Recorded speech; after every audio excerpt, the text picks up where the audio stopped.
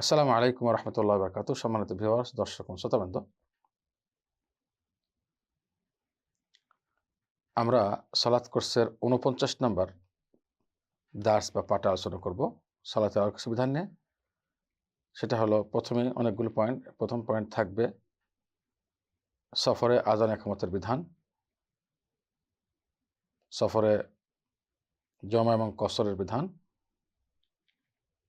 অর্থাৎ দুই সালাত একত্রিত করা এবং কসর করার বিধান, নিয়মাবলী। এই দুটো পয়েন্টে এই দার্সের আলোচনা এবং দলিল সহ প্রমাণ সহ আলোচনা করা হবে ইনশাআল্লাহ। প্রথম পয়েন্ট আসি, সেটা হলো সফরে আজান একামত এর বিধান।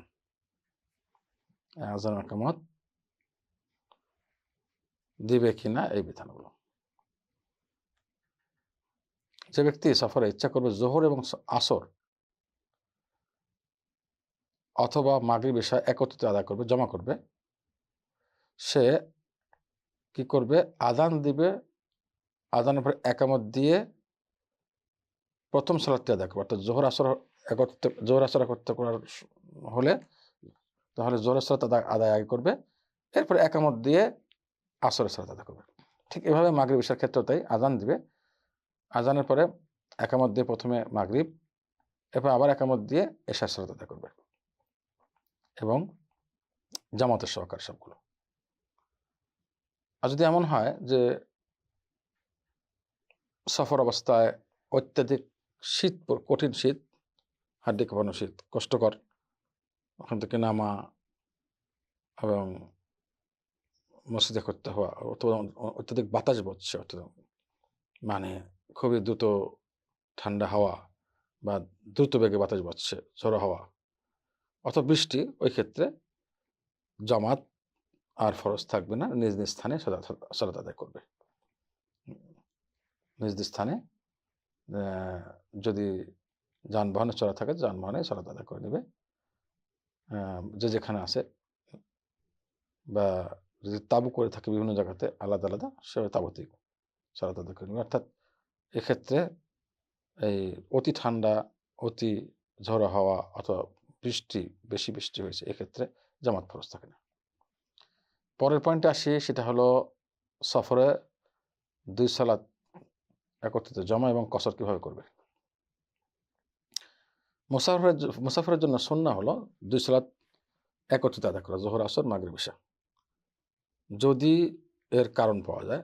সামনে আসছে, অর্থাৎ যে কোনো একটা ওয়াক্তে আর একটি সালাত আদায় করতে পারবে, জামে তকদিম জামে তাখির, অর্থাৎ জোহরের সময় আসর আদায় করতে পারবে, জোহর আসর একসাথে, এবং আসরের সময়ও জোহর আসর একসাথে আদায় করতে পারবে, কোনো সমস্যা নেই। একটা আগে করা, একটা পরে করা, দুটি করতে পারে।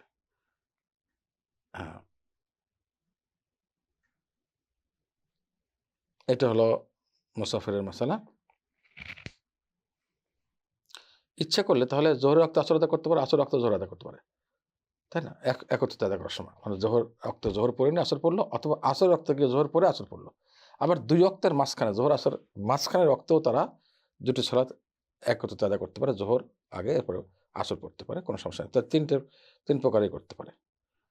যদি সেখানে তিনি নেমে যান, মুসাফির নেমে যান, সফর স্টপ করে কোথাও অবস্থান নিলেন, তাহলে হ্যাঁ,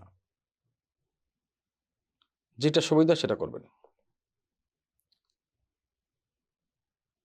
স্যার, মানে নেমে গিয়ে দেখলেন যে আগে পড়ে নিই, ভালো হবে, আমাদের সুবিধা হবে, জোহর আসর একসাথে করে নিই।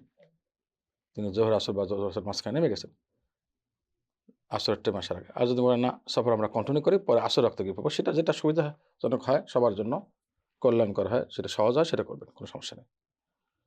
আরেকটি মশলা, সুন্নাহ হলো, যদি সফরে সূর্য ডুবে যায়, কোথায় অবস্থান নিয়েছে, নেমে গেছে, সূর্য ডুবে গেছে, তাহলে ওই ক্ষেত্রে সুন্নাহ হলো যে আবার সফর শুরু করার আগে মাগরিব এশার সাথে একত্রিত পড়ে নেওয়া, জমে তাকদিম, অর্থাৎ এশার নামাজটাকে আগে ওয়াক্তে পড়ে নেওয়া। আর যদি বেলা ডোবার আগেই সফর আবার শুরু করেছেন, তখন একেবারে এশার রক্তে গিয়ে মাগরিব এশা একত্রিত পড়ে নেবে, জমে তাকির যাকে বলা হয়, এটা উত্তম। এভাবে যদি সূর্য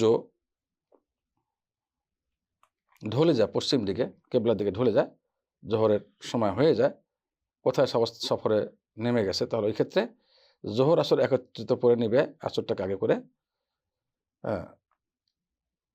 আর যদি সূর্য এখনো পশ্চিম দিকে ঢলে নেই, সফর আবার শুরু করে দিছে, তাহলে আসরের সময় গিয়ে জোহর পড়ে নিবে, জমে তাখির করবে। এর প্রমাণ দিচ্ছি আমরা ইবনে আব্বাস রাদিয়াল্লাহু তাআলার হাদিস থেকে নিই, সহিহ বুখারীর হাদিস। সহিহ বুখারীর হাদিস নাম্বার 1107। ইবনে আব্বাস রাদিয়াল্লাহু তাআলা আনহুমা বলেন, রাসূলুল্লাহ সাল্লাল্লাহু আলাইহি সাল্লাম জোহর আসর সালাত জমা করেছেন, জোহর আসর একত্রে পড়েছেন। এবং যদি তিনি সফরে থাকেন, অর্থাৎ চলাবস্থা থাকেন সফরে, তাহলে জোহর আসরে একত্রে পড়েছেন। এবং মাগরিব এশা একত্রে পড়েছেন, তাহলে জমা করা সফরে পাওয়া গেল, একত্রিত আদায় করা দলিল পাওয়া গেল। আরেকটু ব্যাখ্যা আছে দ্বিতীয় হাদিসে। আরেকটা হাদিস নিচ্ছি, আনাস ইবনে মালিক রাদিয়াল্লাহু তাআলার হাদিস। এই হাদিসটিও সহিহ বুখারী, সহিহ মুসলিম, সহিহ বুখারীর 1112 এবং সহিহ মুসলিমের 704 নম্বর হাদিস। এখানে আনাস ইবনে মালিক রাদিয়াল্লাহু তাআলা আনহু বলেন যে রাসূলুল্লাহ সাল্লাল্লাহু আলাইহি সাল্লাম যদি সূর্য পশ্চিম দিকে ঢলার আগেই সফর আবার শুরু করতেন, তখন জোহরের সালাতটাকে লেট করে আসরের সময় আদায় করতেন,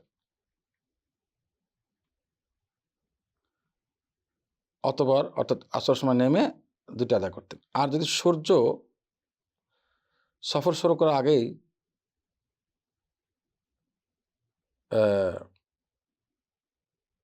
সূর্য অস্ত হয়ে যায়, সূর্য পশ্চিম দিকে চলে যায় সফর শুরু করার আগেই, তাহলে কি করতেন? জোহরের সালাত আদায় করে নিতেন, জোহর আসর একত্রিত আদায় করতেন। 3 নম্বর হাদিস প্রমাণ, মুআয ইবনে জাবাল রাদিয়াল্লাহু তাআলা থেকে বর্ণিত হাদিসটি। এই হাদিসটি বিশুদ্ধ এবং সহিহ হাদিস, এবং এই হাদিসের হাদিসটি বর্ণনা করেছেন আবু দাউদ, হাদিস নাম্বার 1220, এবং এটা নাসাইতেও আসছে, কিন্তু আবু দাউদের শব্দগুলো এখানে সুনান আবু দাউদের শব্দ, এবং হাদিসটি সহিহ, শেখ আলবানী হাদিসটাকে সহিহ বলেছেন।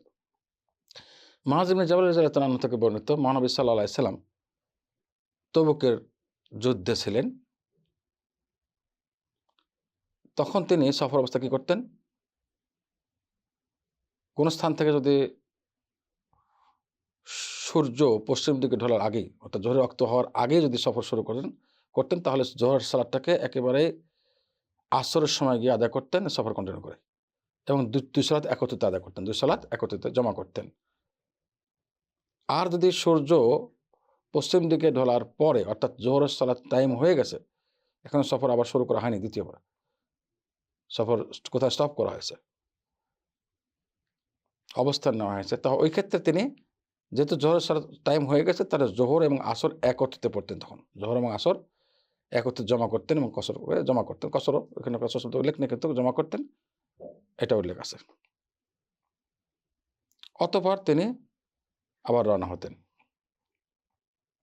এভাবে তিনি যদি মাগরিবের আগে,